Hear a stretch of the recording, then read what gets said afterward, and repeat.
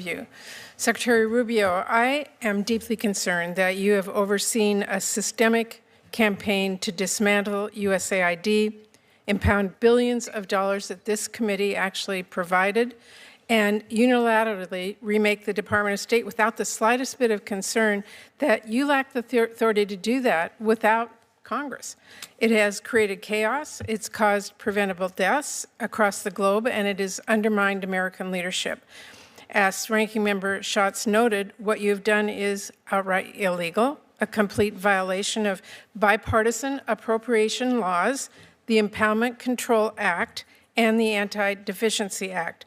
Within hours of taking office, President Trump halted all foreign aid in flagrant defiance of the law. Now, under your watch, Secretary Rubio, that freeze was implemented with chaos and cruelty. And then you illegally shuttered USAID, placing everyone on leave, halting life-saving work, literally locking people out of the building and out of their devices, even in dangerous corners of our world. You paid people not to work, abandoned our partners across the globe, and chaotically recalled global staff, putting more than 1,600 Americans who served our country abroad in limbo. And when you shut down the USAID payment system, you even refused to pay for services provided before the illegal freeze. You fought all the way to the Supreme Court, against paying for services U.S. businesses already rendered with funding that Congress already provided. And I know you know, Mr. Secretary, but you lost. And I assume you need the reminder because to this day, you have not made all the payments that are required by our nation's highest court, and as a result, American companies continue to lay off American workers. And by the way, you do continue to lose in court, including just yesterday over your move to illegally replace the U.S. Institute of Peace Leadership, and in recent cases over international broadcasting. Now, eventually, Mr. Secretary, you sent Congress notice of your intent to collapse the USAID into state. Only you didn't consult with this committee. That's required by law. It came without justification, also required by law, and it came long after USAID was reduced to rubble. So sadly, disregard for our laws and values, to me, has sort of become a pattern of your tenor, revoking visas when someone writes an op-ed you don't like, or reaching a secret deal to use taxpayer dollars to jail U.S. residents in a notorious foreign prison, no due process, or pointlessly leaving food assistance to rot in storage. Actually, in Dubai, we now have 500 tons of high-energy biscuits that expire in July. They're bought, they're shipped, they're stored, all at taxpayer expense.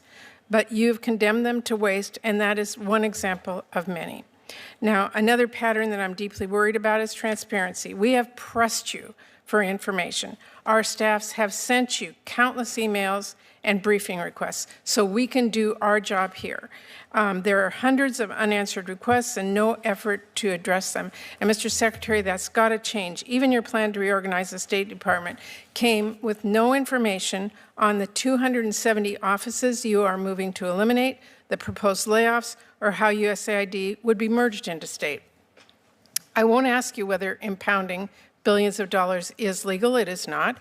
I won't ask you whether it's efficient to pay people not to work or fire them without determining staffing needs. But, and I won't ask you if cutting 91% of our counter-narcotic and law enforcement programs make us safer, abruptly abandoning agreements with allies makes us stronger, or ceding our global leadership to China makes us more prosperous. Of course not. We know that. We have worked together for years in a bipartisan way to advance U.S. interests and fund those programs. So with respect to my colleagues, how long are we going to sit here and watch this silently? Are we going to roll over as Trump tramples our laws and undermines our U.S. leadership, burns down what we have spent decades building, and let millions of people across our globe suffer and die?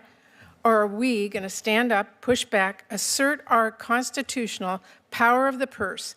And to my colleagues on both sides, this is the moment to decide whether this committee continues to be a powerful bipartisan force, a force that I think we've all been proud of for a very long time, a force that is focused on safety and economic strength and national security, focused on leading the world in research and development and countering China and others with our soft power and our military power. Every single member of this committee knows what we are risking by letting this administration tear down so much. On USAID and other programs, we can always talk about how we can make things work better and other reforms. I don't think any of us are opposed to any of those considerations. We have been doing that in a bipartisan way for a long time. But that's not actually what Trump's fiscal year 2026 budget proposes. Mr. Secretary, I know you would like to give a 5-minute speech back to me, but I only have a few seconds left, and I do need some information from you. As I said, we have asked and have not gotten. Can you tell me, will you share the text and details with my staff of your agreement with El Salvador and any other similar arrangements, including the funding details that we need to have? Well, first, I'd like to respond to your 7-minute speech, which is primarily, I disagree like 99% of it. It's just not true. We've done nothing that's illegal. We've been in over 600 briefings to Congress. We've asked questions. We've answered questions repeatedly. We get hundreds of questions a day. We respond them as quickly as possible.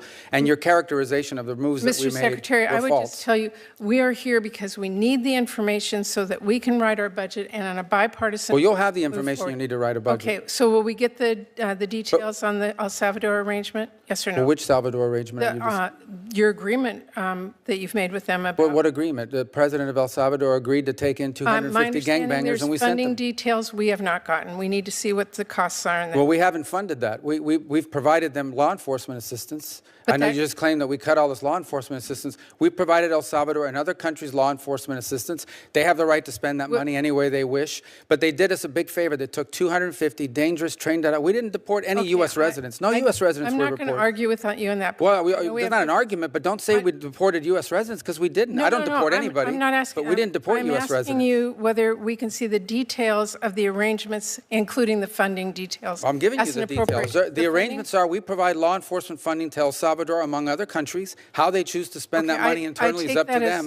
But I can tell you. Can you give me the details on the 200-plus offices you're proposing to Sure, we've eliminate? provided that. We need that. Can I get your commitment to give us those? It's part of our reorg.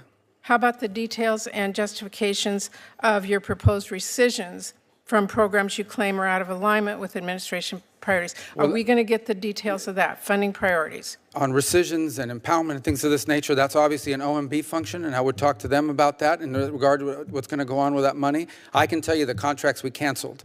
And I can list to you the contracts we canceled and the rationale why, because I went through them myself. Can you get those to us like today? So the contracts? Yes, and the funding arrangements that you've made. That's what I'm asking for. Funding arrangements with who? For any of the rescissions, for any of the funding, for any of the multiple congressional directives that you have given out, so that we ask. And if you're watching Crossline Politics, make sure you like, subscribe, and turn on notifications so you never miss the truth behind these hearings. Now let's talk about what Senator Patty Murray just exposed. What we witnessed in this exchange was a Democratic leader holding the line against an administration that has repeatedly undermined Congress, violated bipartisan laws, and destabilized America's global mission. Patty Murray laid out a clear and troubling picture. Billions in foreign aid illegally frozen, USAID shuttered without authority, life-saving programs halted, and American workers and partners left stranded. These aren't minor administrative mistakes. These are deliberate actions that abandon U.S. leadership and put lives at risk across the world. Her message was simple. This isn't about politics, it's about the rule of law. Congress writes the budget, Congress controls the purse. And when an administration ignores that, it's not just a bureaucratic issue, it's a constitutional one. Murray highlighted how food supplies are rotting overseas, how hundreds of employees were locked out of their jobs, how U.S. companies still haven't been paid for services already rendered, and how transparency has been replaced with stonewalling.